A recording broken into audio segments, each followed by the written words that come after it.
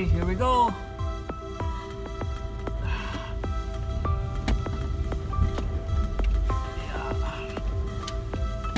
It's 10 o'clock in the evening. Medyo maliwanag ang aking footage pero medyo magalaw lang. Pasensya nyo na.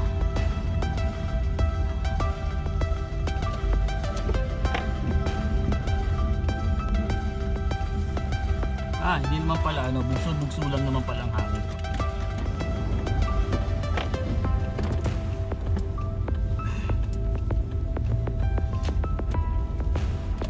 Bugsong hangin. Easy. Baka hindi tayo madali nitong weather, baka mabangga naman tayo. Kaya ingat-ingat lang.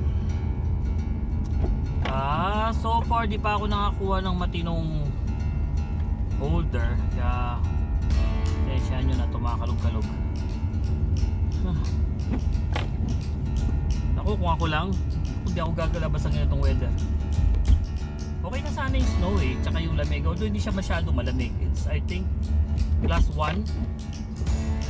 Hindi siya masyado malamig, pero pagka ganito kasi either madulas ang kalsada niyan at ang bugso ng hangin ay malakas.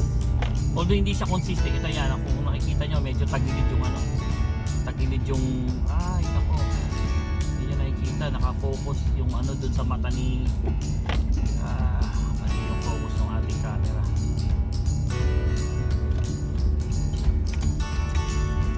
Kasi kinukunan niya si mata So tayo sa kabila. Yan, medyo nag-iba yung focus niya. Medyo steady siya. Wala style dyan Okay. Ganun. So, ang travel time natin from sa bahay hanggang dun sa ospital, sa nagtatrabaho nga si Mrs. Kung in normal condition, siguro wala pang 10 minutes. Hindi mo pa hapitin yun wala pang 10 minutes.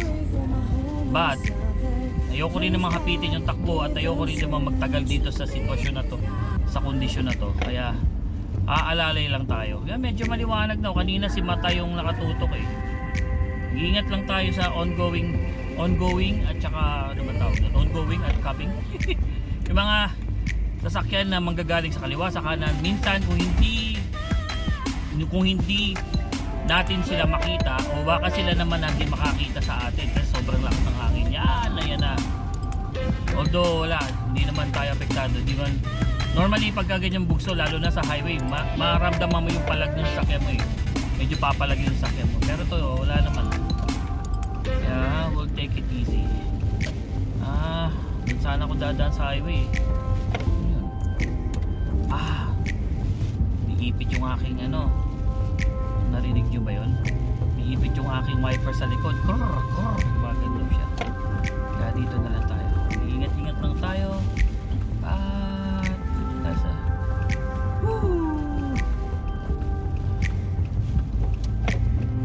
nakikita nyo ba yung wow! Nakikita nyo ba yung sana huwag tayo mahuli ng pulis kasi may camera tayo. Nakikita nyo ba? Ayan, medyo ewan ko lang kung nakita nyo lakas yung buso ng hangin.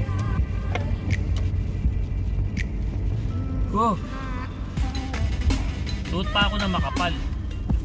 Pero sa sitwasyon na to, ewan ko lang kung sasabihin yung running na ako or what. Basta ginawa ko, nagdoble ako ng pants, nagdoble ako ng t-shirt, extra sweater, malakas siya, jacket, kasi paniguro lang, dala akong extra tubig, extra battery, nagdala rin ako ng gamot, extra gloves sa kamay. Paniguro ba, kasi hindi mo masabi kung mamaya tumirik yung sakyan natin sa alanganin or may stranded tayo. At least ayun lang problema, baka matumba yung mga poste. Lakas ng hangin, nakita nyo? Wow, ayan na siya. Yun, alis tayo dito kasi nandito tayo sa gitna ng kalye na bumubuhos yung hangin from that side. Sa bahay nga medyo ramdam mo na ano eh, pumapalag yung pintuan mo eh. Wow, first time. Oh, yun. Ano yun? Parang kita ko may bolang gumugulong. I don't know kung bola ba talaga. Wow, this is dangerous. Wow, dangerous. Dapat yata magano tayo. Kita tayo ng mga tao. This is dangerous. Dito pala malakas ang hangin. Nung kinalabasan natin kanina hindi masyado. Wow! Yan, nag-black out. Walang ilaw. Nag-black out. Buti sa side na to, kung hindi sa South Hill. Let's go, Ali.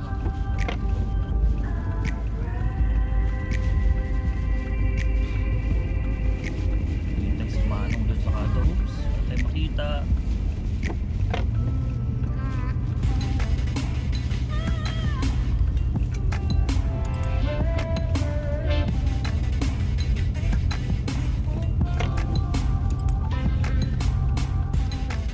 Wow, grabe mga kapatid, wala na visibility talaga, almost wala akong makita. Almost zero visibility. Ay.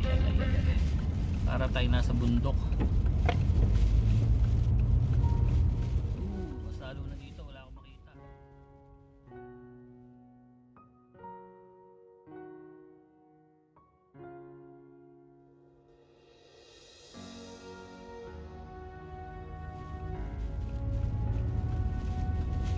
Siguro magpatulin, kaya baka tumumba yung sasakyan eh. Parang hindi naman niya kaya itumba yung sasakyan, kaya lang sobrang dilim, wala kang makita. Zero visibility almost. Ayan. Kaya siguro masyado malakas dito kasi open field siya eh.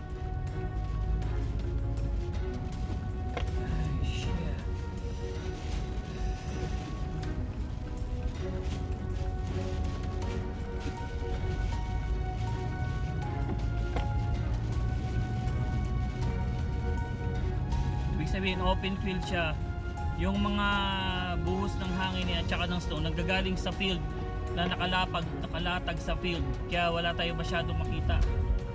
Although yeah, this is visibility okay, medyo okay dito. Oh man, this is worst. Nasa alanganin tayong sitwasyon mga kapatid. Woo! I'm really scared. Yikes, parang dito tayo sa gilid naman. I'm really scared. I am really scared.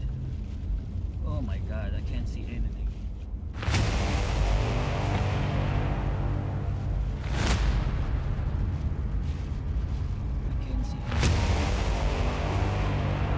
Forward na tayo.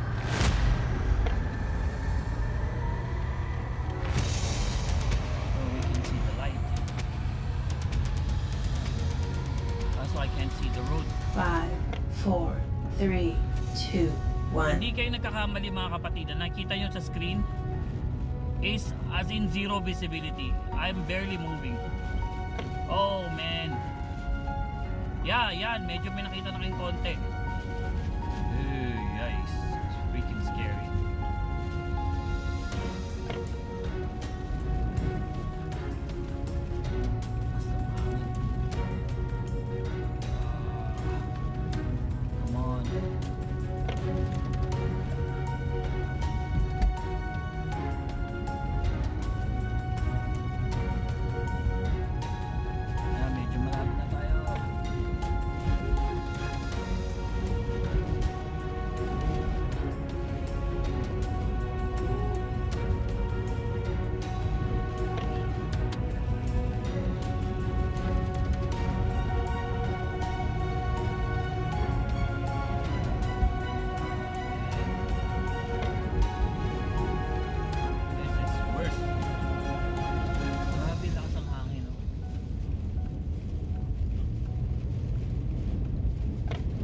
Makita yung ano ng sasakyan.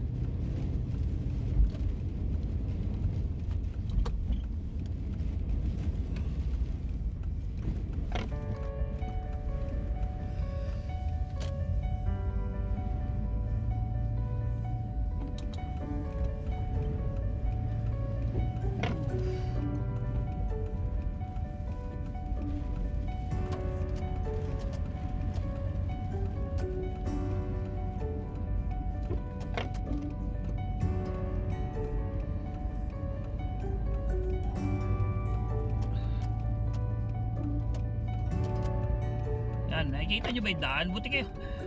Takot talaga ako. Woo! First time ko sa buong buhay ko mag-drive sa ganito. Huwag lang sana tayo mabangga sa ibang sasakyan or mapunta sa giyo. Ako, medyo na pala tayo sa ano na tayo nagda-drive.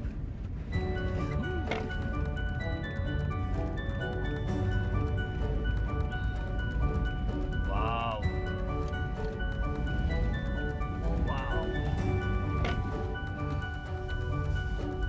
Let's see kung makakapasok tayo sa St. Louis.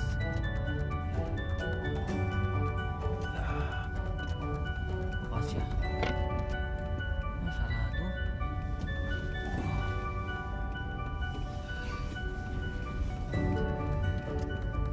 Dito na tayo sa hospital. Still wala pa rin akong makita.